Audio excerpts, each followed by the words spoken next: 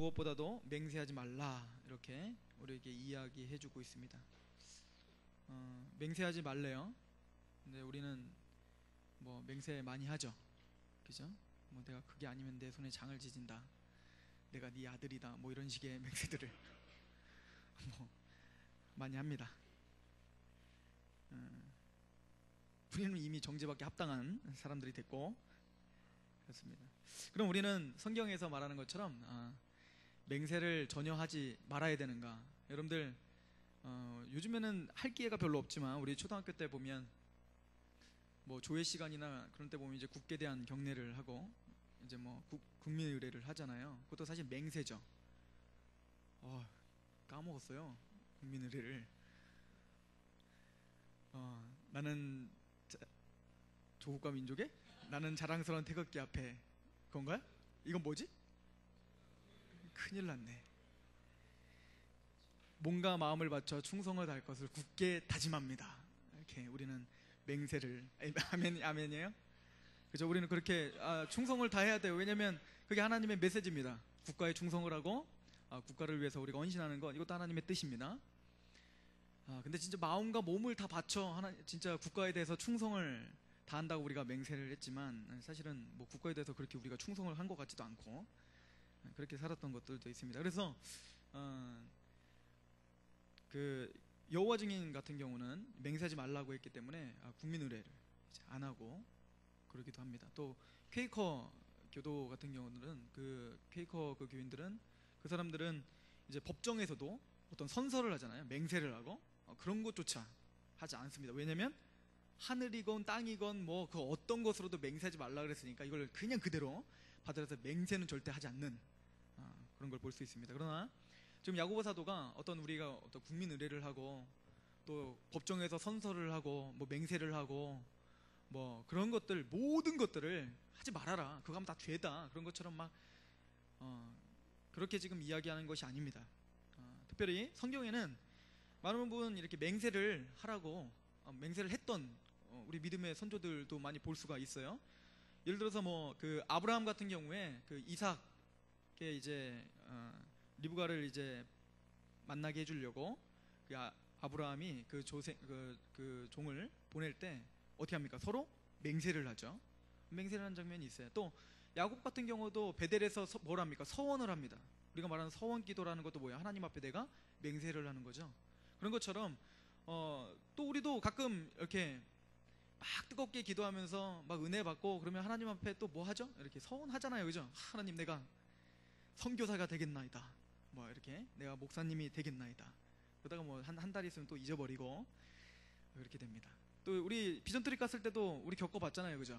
우리 처음에 비전 트립 갔을 때 중국 갔다 오고 그다음에 몽골 갔을 때 우리가 모두가 다 서원을 했던 걸 전 기억하고 있습니다. 전 똑똑히 기억하고 있어요. 몽골로 가겠습니다, 이렇게 하나님도 몽골로 부르셨습니다. 그렇게 했던 사람들 지금 막 눈 가리고 뭐 입 가리고 하는 사람들이 있는데 저는 알아요. 전 봤단 말이에요. 그런 것처럼 우리가 서원을 합니다.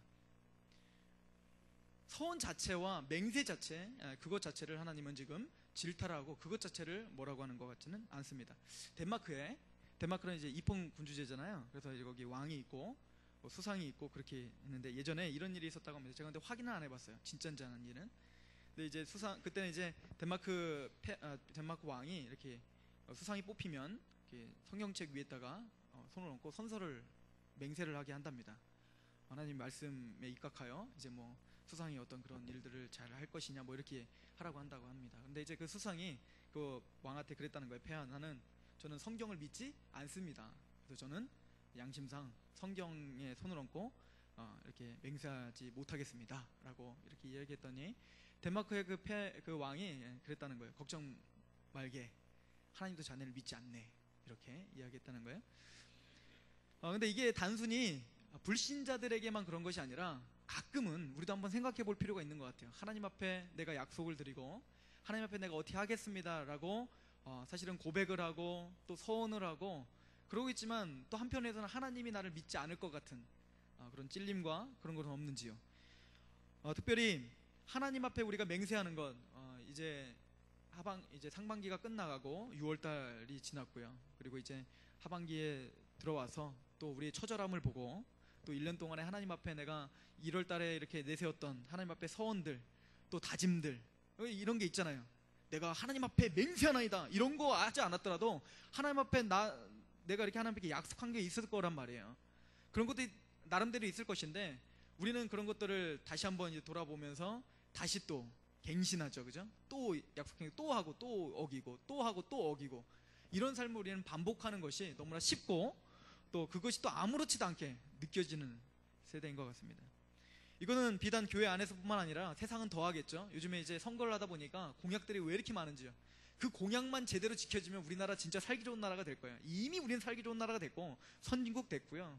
그리고 뭐 우리는 벌써 이렇게 뭔가 정치를 보면서 안타까워하는 마음이 없어야겠죠. 그러나 항상 공약은 공약일 뿐 지켜지지 않고, 우리가 알고 있듯이 우리 정부도, 지금 있는 정부도 사실은 공약을 했다가 약속을 했다가 또 뒤집어 버리고 또 하는 이런 것들을 우리는 바라보고 있습니다. 이게 세상의 흐름이고, 그러니까 요즘에는 약속을 하는 것, 또 맹세를 하는 것, 이게 별로 이렇게 귀담아 들려지지 않고 이제는 지루하게 느껴지고 그렇게 되는 것 같습니다. 별로 신뢰가 가지 않는 게 사실이에요. 근데 오늘 야고보 시대에도 마찬가지인 것 같습니다. 초대교회 안에서도 하나님 앞에 맹세를 하고 그것들이 어겨지고, 또 너무 쉽게 또 맹세를 또 뭔가 막 금방 또 뜨거워져서 하나님께 또 맹세하고 또 다짐하고, 그리고 또 언젠가 또 무너지고. 우리 전도서 한번 볼까요? 전도서 5장에 보면 이런 이야기가 나와요. 전도서 5장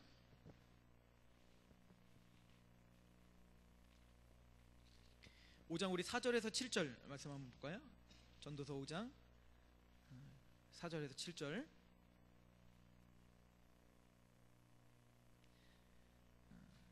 같이 한번 읽어보겠습니다. 4절에서 우리 7절입니다. 시작. 내가 하나님께 서원하였거든 갚기를 더디하지 말라. 하나님은 우매한 자들을 기뻐하지 아니하시나니 서원한 것을 갚으라. 서원하고 갚지 아니한 것보다 서원하지 아니하는 것이 더 나으니 내 입으로 내 육체가 범하게 하지 말라. 천사 앞에서 내가 서원한 것이 실수라고 말하지 말라. 어찌 하나님께서 내 목소리로 말미암아 진노하사 내 손으로 한 것을 멸하시게 하랴. 꿈이 많으면 헛된 일이 많아지고 말이 많아도 그러하니 오직 너는 하나님을 경외할지니라. 서원을 굉장히 조심하게 하라, 이렇게 우리에게 경고를 하고 있습니다. 그리고는 쉽게 흥분해서 막 약속하고, 그리고는 그걸 어기고 뭐라고요? 실수였어. 물론 말로 하나님 나 실수였어요 이렇게 말하진 않지만 은연중에 그냥 은근슬쩍 넘어가는 거죠. 그죠? 그리고는 또 우리는 너무 쉽게 또 서원을 합니다. 하나님 앞에 서원을 할 때는 간절함이 있었겠죠. 그죠? 뭔가 하나님 앞에 원하는 게 있었고, 또 하나님 앞에 뭔가 내가 추구하는 게 있었고, 또 때로는 내가 원하는 게 없더라도 이것이 올바르다라고 우리가 확신이 있었기 때문에 하나님 앞에 감히 서원했던 거겠죠. 하나님 내가 올해에는, 하나님 내가 이렇게 하겠습니다. 올해는 내가 예배를 회복하겠습니다. 하나님 내가 이렇게 게을렀는데 하나님 내가 게으름을 이제는 타파하고, 또 때로는 하나님 내가 이렇게 하나님의 영광을 위해서 이렇게 열심히 공부하겠습니다 라고 우리가 다짐을 하고 하나님께 고백을 하고, 그런데 또 몇 달이 가서 또 무너지고 또 무너지고 또 잊어버리고, 이게 우리의 삶인 것 같습니다. 더 이상 그것이 이상한 게 아니게 됐어요. 그게 더 이상 그게 우리의 신앙 가운데 문제가 있다라고 하는 그런 경각심조차도 없어지게 돼 있는 것입니다. 면역성이 생긴 거예요. 하도 이제 그게 반복이 되다 보니까 내가 서원하고 하나님 앞에 그 서원을 진지하게 생각하지 못하는 것이 이제는 정말 아무렇지도 않게 된 것입니다. 이런 이야기를 하고 있는 제 마음이 찔리죠. 그 중에 하나가 저거든요. 참 많은 걸 서원합니다. 제가 올해 다이어리만 보더라도 창피해서 말을 못하겠지만 작년 다이어리, 올해 다이어리에 동일하게 써 있는 게 있어요. 하나님 제가 헬라어와 히브리어로 성경을 내가 완벽하게 볼 수 있는 실력을 갖추는 자가 되겠습니다. 하나님 이번에는 내가 하나님의 영광을 위해서 영어를 마스터하여 지금까지 번역되지 않은 그 수많은 그 하나님을 향한 그 책들 내가 다 읽겠습니다. 다짐하고 또 다짐하고. 그러나 나는 오늘 졸린데 어떻게 해요? 잠자고 싶은데, 놀고 싶은데. 그죠? 이게 우리입니다. 그리고는 하나님 앞에 하나님 나의 연약함을 용서하소서. 그리고는 이렇게 고백하죠. 내 마음은 원이로지만 내 육신이 연약하여 할 수 없나이다 라는 핑계를 대고 은근슬쩍 넘어가는 것, 이게 뭐예요? 실수라고 말하는 것과 동일한 겁니다. 우리는 지금 야고보 사도가 특별히 우리 전도서에도요, 지금 우리가 하나님 앞에건 사람 앞에건 어떤 약속이라는 것을 할 때는 그 약속이라는 말을 하나님은 굉장히 중대하게 여기고 있다는 것을 우리는 망각하고 있다는 것입니다. 하나님이 하나님의 말씀으로 천지를 창조하셨고 하나님의 말씀으로 우리가 하나님의 형상대로 창조됐다는 사실을 망각하고 있는 거죠. 하나님의 거룩하신 약속의 말씀을 듣고 그걸 믿음으로 우리가 정말 흑암의 권세에 있다가 하나님의 아들의 나라로 옮기셨다는 그 어마어마한 그 사건을 뭘로 다 이루셨어요? 하나님의 약속의 말씀으로 이루었다는 것을 우리는 망각하는 거죠.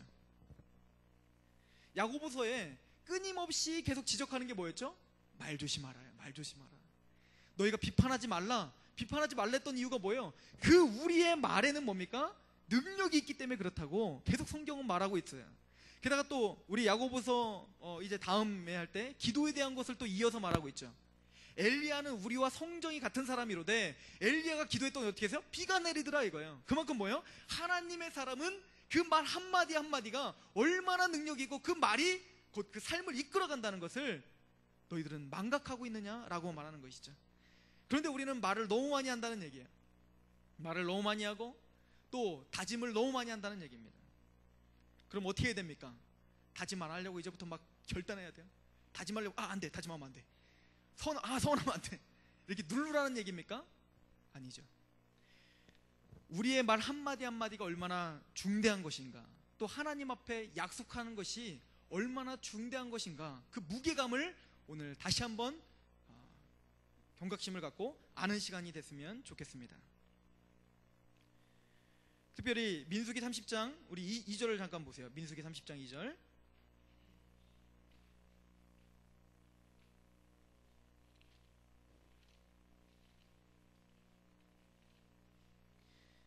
민수기 30장 2절 말씀 같이 한번 읽어볼까요? 30장 2절 시작. 사람이 여호와께 서원하였거나 결심하고 서약하였으면 깨트리지 말고 그가 입으로 말한 대로 다 이행할 것이니라. 아멘. 사람이 여호와께 서원하였거나 뭐도 지금 얘기하고 있어요? 결심하였거나. 하나님 앞에 뭔가 결심했다면 그 결심한 것을 어떻게 하지 말라? 깨지 말라. 이렇게 말하고 있는 거예요.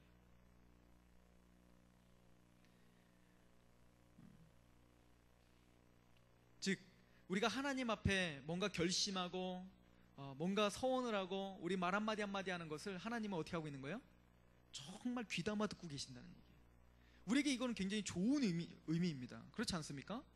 여러분들이 하나님 앞에 뭔가를 결심하고 하나님이 다짐한다면 하나님은 여러분들을 어떻게 하고 계신다는 거예요? 믿어주고 계신다는 얘기예요. 그래, 나도 너가 그렇게 될 줄 안다. 내가 도와주마. 그래, 네가 그렇게 결심했느냐? 걱정 마라. 내가 함께하마. 너 혼자 힘드니? 내가 동역자를 붙여주마. 공동체를 붙여주마.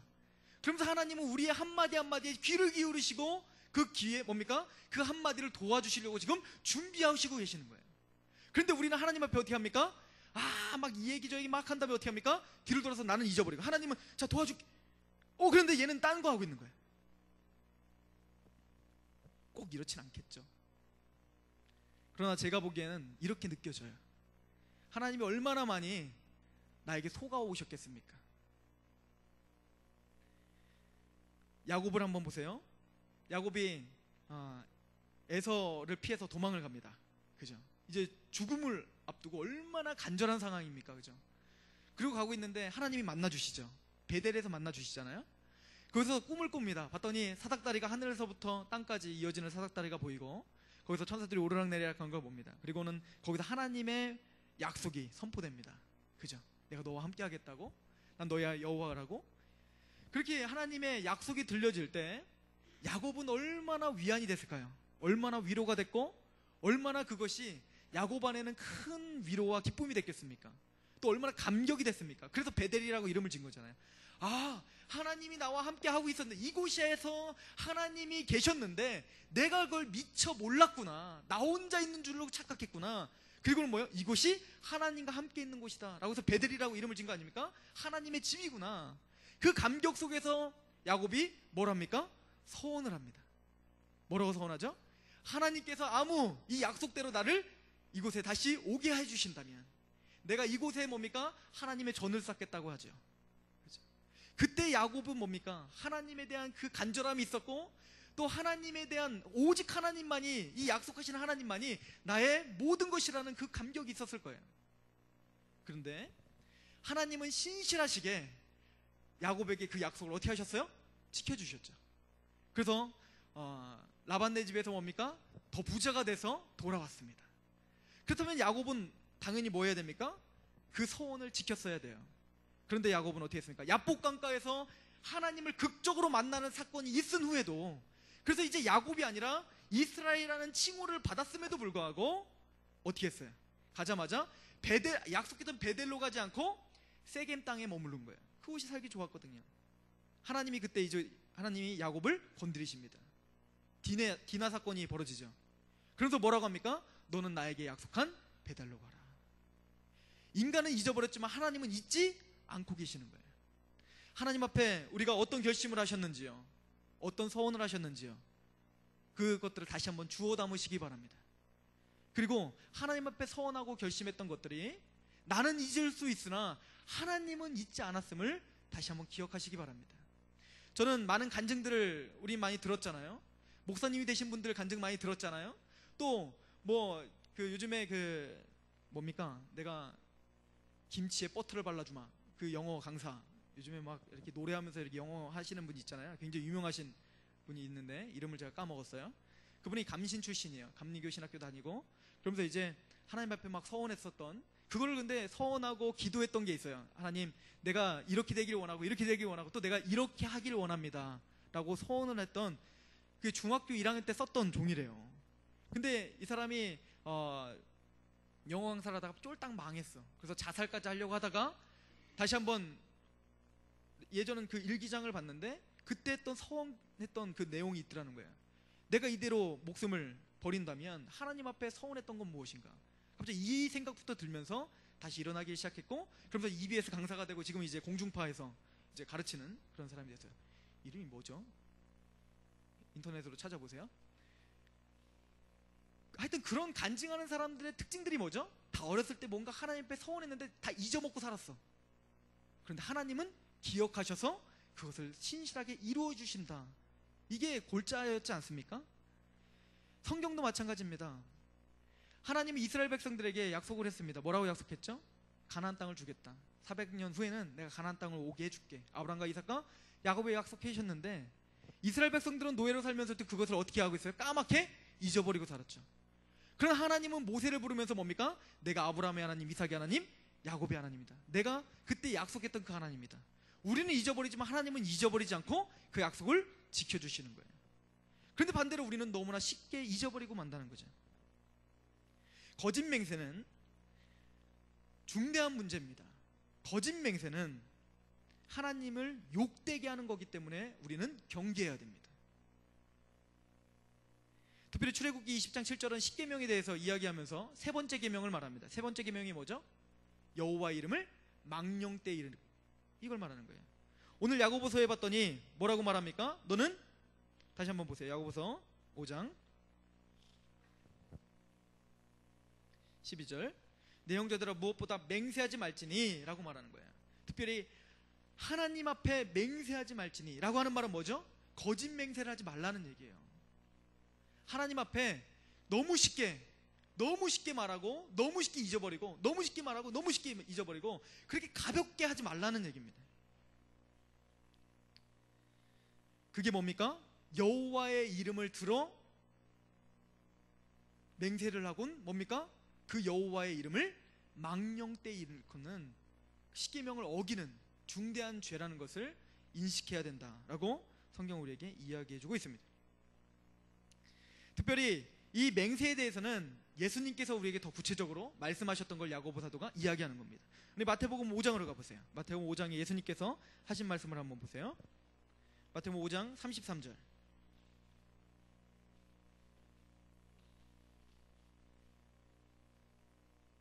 33절에서 36절 말씀 제가 한번 읽어보겠습니다. 33절이에요. 또 옛사람에게 말한 바, 구약시대의 사람들에게 말한 거겠죠. 옛사람에게 말한 바, 헛 맹세를 하지 말고 내 맹세한 것을 주께 지키라 하였다는 것을 너희가 들었으나. 아까 민수기 30장, 신명기, 레위기 그때 하나님께 거짓 맹세하지 마라, 이제 그런 이야기들을 계속 약속으로 했지 않느냐, 이렇게 이야기했어요. 그런데 34절, 예수님은 더 강화시킵니다. 그 율법보다 더 강화시켜서 이렇게 이야기합니다. 나는 너희에게 이르노니 도무지 맹세하지 말라, 이렇게 말합니다. 하늘로도 하지 말고. 왜요? 그 하늘로도 하는 건 뭡니까? 하나님의 보좌기 때문에 그렇다. 땅으로도 하지 말라. 그것은 뭐야? 하나님의 발등상이기 때문에 그렇다. 이게 왜 이런 이야기를 하냐면, 그 당시에 유대 사람들이요, 이렇게 이야기했다기 시작합니다. 이제 유대 사람들이 이제 하나님이 만드는 십계명을 또 지키기 위해서 또 다른 막 계명들을 만들잖아요. 율법들을 막 이게 바리새인이 하는 일인데, 예를 들어서 거짓 맹세를 하지 말라, 하나님께 대하여 맹세하지 말라를 뭐라고 이제 이야기하기 시작하냐면, 여호와라고 하는 하나님의 이름을 들먹거리면서 맹세하는 것을 하지 않는 거야. 대신 하늘로 맹세하는 거는 괜찮아. 왜냐면은 그건 하나님을 이름한 게 아니라, 하나님을 근거로 한 게 아니라 하늘로 말한 거니까 그건 괜찮아라고 하는 식으로 핑계를 삼는 율법의 규율들을 만들기 시작한 거예요. 그래서 이제 무슨 공식처럼, 내가 이거 서원을 했는데 가만히 있어봐, 이거는 내가 이거 여호와라는 이름 안 됐으니까 괜찮아. 난 이거 하늘도 맹세했으니까. 그러니까 이제 많은 사람들이 이제 맹세할 때 함부로 여호와 이름을 들먹이지 않고 뭘로 맹세할까요? 하늘로 내가 맹세하는데, 이렇게 이야기하기 시작한 거예요. 예수님은 그랬던 것을 뭡니까? 과감하게 뭐라고 하는 거예요? 그 모든 것들을 다 하지 말아라 라고 하는 것입니다. 왜죠? 하늘의 주인은 누구시죠? 하나님이시죠. 그래서 우리가 하늘에 대고 맹세를 한다면 그것 또한 뭐예요? 누구를 근거로 맹세한 거랑 똑같다? 하늘을 두고 맹세한 거랑 똑같다. 하나님을 두고 맹세한 거랑 똑같다. 그럼 땅을 두고 한 것도 뭐야? 땅은 뭐라? 하나님의 발등상이라. 그 어떤 모든 것도 다 하나님의 주권자고 하나님의 주인이기 때문에 그 어떤 것을 대고 맹세할 수 없다, 이렇게 말했어요. 그랬더니 또 뭐라고 말해요? 머리로도 말라, 이렇게 말했어요. 이거 무슨 얘기죠? 뭔가 나를 걸고 하는 거예요. 나를 걸고 내가 맹세하건데, 하나님한테 하나님 맹세하면은 뭔가 벌 받을 것 같으니까 어때요? 나를 맹세하면 되잖아요. 나를 걸고 이런 식으로.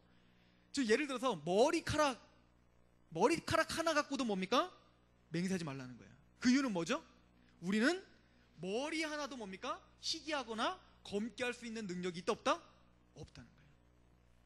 사람은요, 확언을 할 수 없는 존재들입니다. 내가 해줄게, 걱정 마. 근데 그 사람이 내일 어떻게 될지 어떻게 알아요? 그런데 우리는 뭡니까? 영혼을 사는 것처럼, 또 내가 모든 인생의 주인인 것처럼 나 자신에게 확언을 하고 타인에게 확언을 하더라는 거예요. 하나님은 그것을 경계하라, 이렇게 이야기하고 있는 것입니다.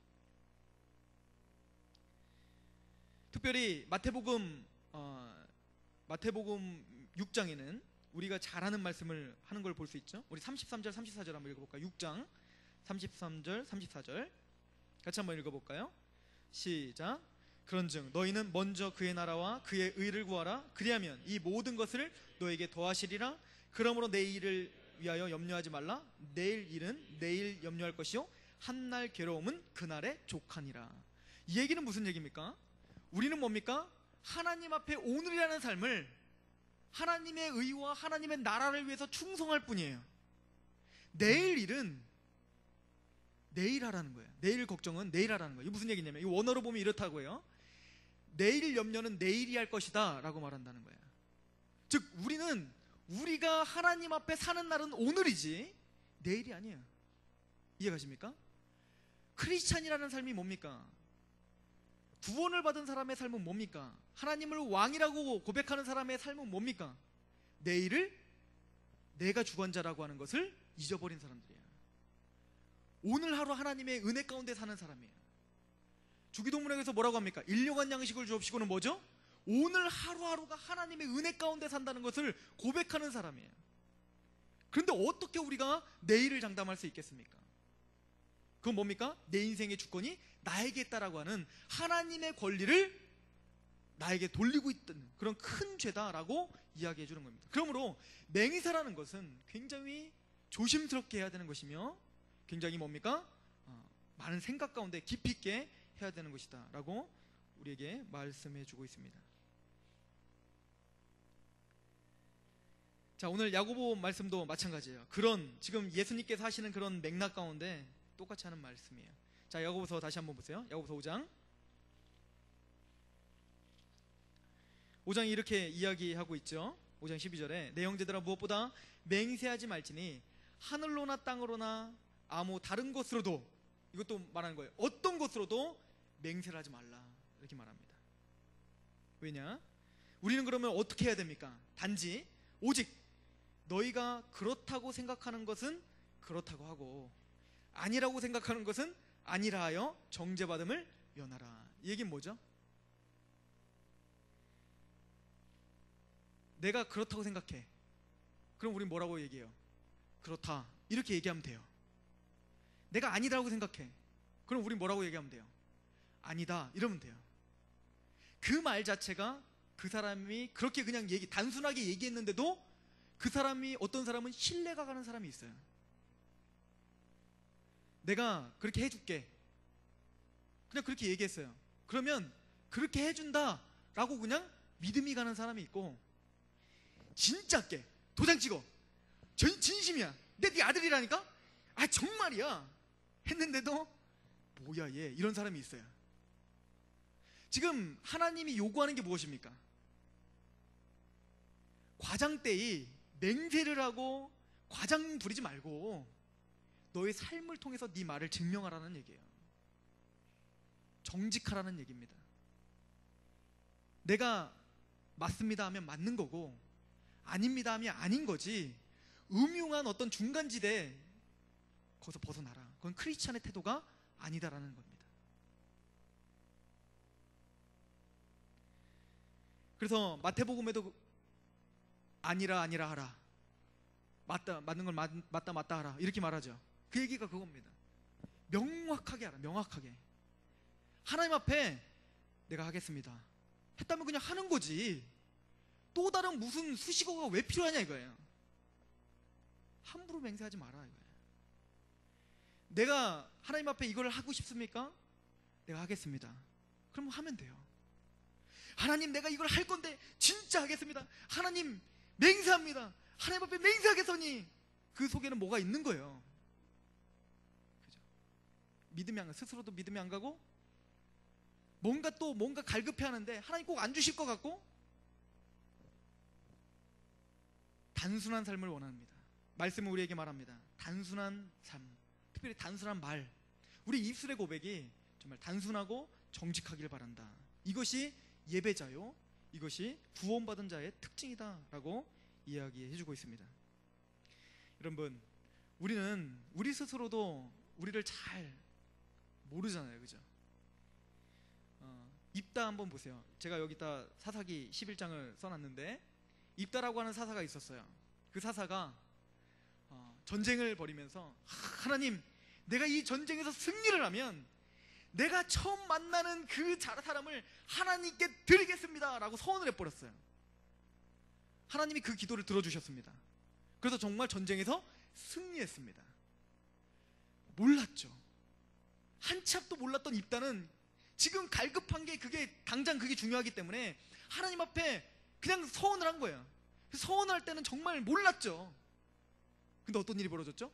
제일 처음 입다를 맞이했던 사람이 누구였습니까? 무남 동료 딸이었다는 거예요. 그래서 통곡을 하고 울면서 하나님께 드렸던, 이해 가십니까? 무엇을 가르쳐주고 있는 겁니까? 우리한테 너희가 내 일을 아냐 이거예요. 그런데 왜 너희들은 내 일을 아는 것처럼 너희들이 자신하냐 이거예요. 야고보 사도가 지금 야고보서를 통해서 우리에게 계속 말씀하는 게 뭐죠? 교만을 버리라, 너의 욕심을 버리라, 이기적임을 버리라. 또 하나, 베드로도 한번 보세요. 하나님 앞에 칭찬을 받고 내가 누구라고 하느냐, 뭐 엘리야라고 하고 선지자라고 하고 너는 날 뭐라 하냐, 그리스도는 살아계신 하나님의 아들이십니다. 칭찬받다가 이제 예수님이 십자가에 대해서 이야기합니다. 고난을 받을 것에 대해서 이야기합니다.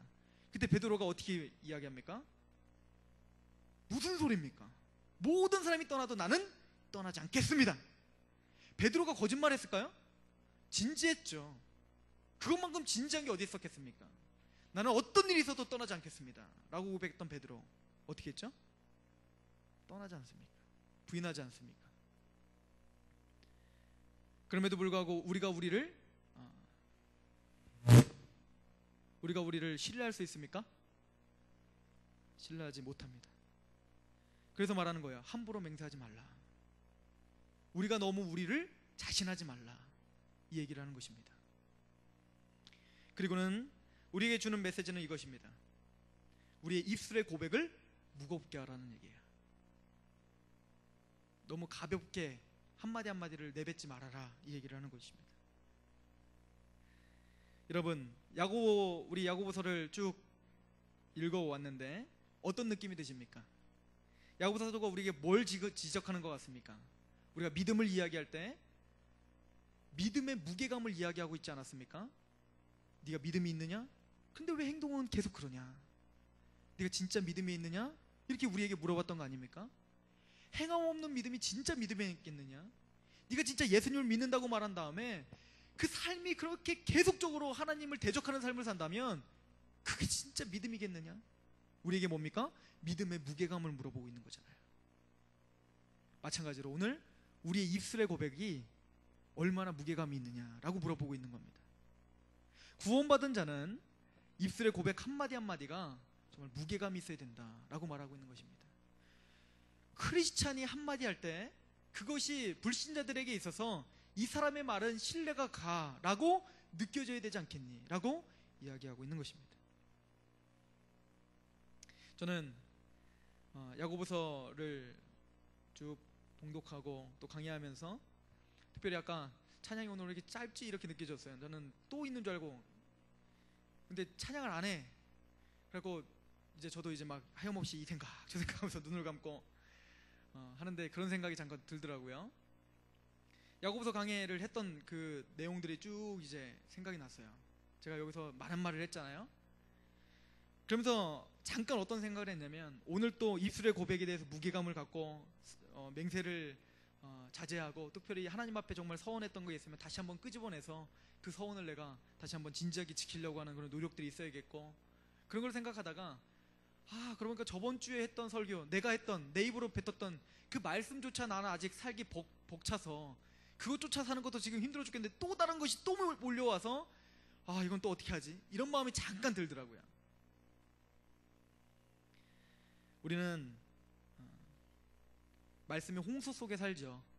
그죠? 정말 물밀듯이 막 밀려오는 말씀들 속에 삽니다. 그러나 한편으로는 그런 생각이 들었어요. 그래, 그래도 막 쏟아 보여야겠구나. 그 이유는 뭐냐면 오늘 제가 기도하면서 이런 생각을 했습니다. 여러분들 안에 지금은 이 말씀이 듣고 또 감격했다가 잊어버릴 수 있지만 반드시 성령님이 이 말씀을 통해서 우리의 삶 가운데서 역사하실 것이다 라는 확신을 가졌습니다. 여러분들의 삶 가운데 우리는 헛되이 맹세할 수 있는 그런 연약함이 있는 사람이겠지만 누구는 기억하신다고요? 하나님은 기억하십니다. 오늘 저와 여러분이 나눴던 그 말씀, 그리고 지금까지 야고보서를 통해서 하나님이 하나하나 주셨던 그 모든 말씀, 때로는 그 말씀을 가볍게 여길 수도 있었고 때로는 졸려서 우리가 그 들었는지 안 들었는지도 모르겠고 또 때로는 무슨 얘기를 했는지도 모를 수도 있죠. 또 때로는 감격했다가 또 잊어버리고 살 수도 있습니다. 그러나 그 하나님이 신실하신 하나님께서 여러분들과 저의 삶 가운데 매 순간마다 필요할 때 그것을 깨닫게 해주셔서 우리 안에 역사해 주시고 승리 있게 하실 거라는 그런 확신이 생겼습니다. 아멘. 성령님은 그렇게 우리에게 역사해 주실 줄로 믿습니다. 옛날에 이런 사람이 있었대요. 구원을 받고 싶은데 도대체가 구원이 얘가 안 믿어지더라는 거예요. 그랬더니 어떤 목사님한테 상담을 했다는 거예요. 내가 구원이 받고 싶은데 아무리 성경을 봐도 믿어지지 않습니다.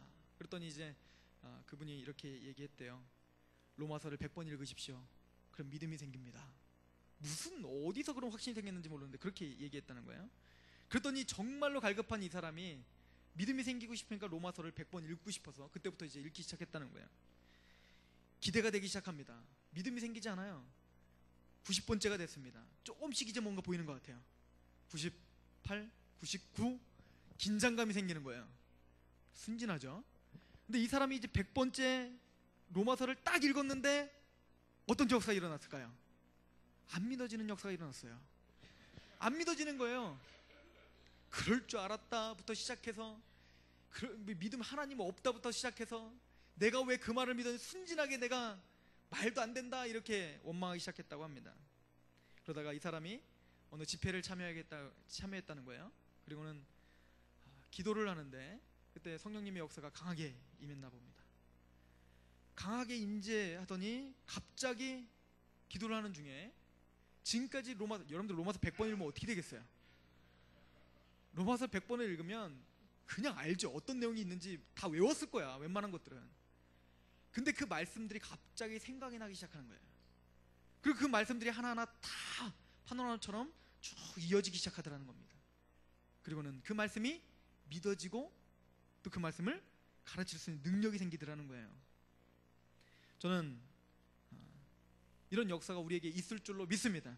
때로는 예배가, 또 말씀이 매번 드려지는 그런 형식적인 예배인 것 같지만, 이것 가운데서 하나님이 역사해 주신다면, 성령님이 역사해 주신다면, 그 신실하신 하나님께서 우리를 기억하시사 하나님의 능력으로 우리를 변화시켜 주시고, 또 오늘 들었던 이 메시지를 적용시킬 수 있는 추적하는 삶까지 우리에게 허락해 주시는 좋은 하나님을 기대하시기 바랍니다. 기도하겠습니다. 우리 이렇게 기도합시다. 무엇보다 맹세하지 말라. 오늘 또 하나의 우리의 숙제를 끌어안고 돌아갑니다. 하나님, 내일 일도 모르고 사실은 오늘 바로 한치 앞의 일도 모르는 우리가 어떻게 확신을 갖고 하나님께 맹세할 수 있겠습니까? 그러나 하나님, 우리가 하나님 앞에 고백했던 그런 결심들과 그런 서원들, 그게 진심인 건 하나님은 아시고 계시잖아요. 하나님, 우리는 그걸 알고 있습니다. 하나님께서는 우리가 맹세하고 때로는 그 맹세를 또 잊어버릴 걸 알면서도 하나님은 또 오늘을 믿어주시고 계시는 좋은 하나님을 우리는 알고 있습니다. 하나님, 먼저는 우리가 하나님께 맹세했었던 것이 무엇인가, 2010년도 안에 내가 하나님께 결심했던 게 무엇인가, 다시 주워 담을 수 있는 은혜를 허락하여 주시옵소서. 그래서 하나님 앞에 중대한 죄를 짓지 않도록 나에게 깨닫게 해주셔서, 하나님, 늦지 않았습니다. 지금부터 다시 한번 새로운 마음으로 도전할 수 있게 우리를 도와주시옵소서. 하나님, 우리를 다시 믿어주실 하나님, 그런 하나님을 찬양합니다. 또 한편으로는 하나님, 우리가 앞으로 또 맹세를 할 때, 또 사람들과 이야기를 할 때 우리 입술이 좀 더 무게감이 있길 원합니다. 하나님, 우리의 입술을 붙잡아 주시옵소서. 우리 입술에 파수꾼을 세워주셔서 내 한마디 한마디가 정말 진심으로 사람들에게 들려질 수 있는 그런 열매들을 맺는 그런 능력 있는 삶을 살기 원합니다. 정말 원합니다. 하나님께 한번 구하면서 기도했으면 좋겠습니다. 기도하시겠습니다. 아버지 하나님, 이 시간 도와주시옵소서. 아버지, 말씀 속에서 아버지 하나님, 우리가 말을 하기 너무나 바쁘고, 아버지 하나님, 내가 하나님 2010년도 안에 들어가서 아버지 하나님께 고백했던 그 모든 약속들이 아버지 헛된 것이 되지 않도록, 그런 하나님이 신성모독을 저지르지 않도록 저희 마음을 붙잡아 주시고 도와주시옵소서. 다시금 아버지 하나님 앞에 결심했던 것들을 다시 주워 담아 아버지 우리 삶 가운데 현실 가운데 이루어낼 수 있는 그런 능력이 있을 수 있도록 성령님 도와주시옵소서. 아버지, 그 모든 말씀들, 그때마다 들었던 그런 결심들 아버지 하나님 도와주셔서 그 말씀대로 살아갈 수 있도록 도와주시옵소서. 하나님 아버지, 주여 하나님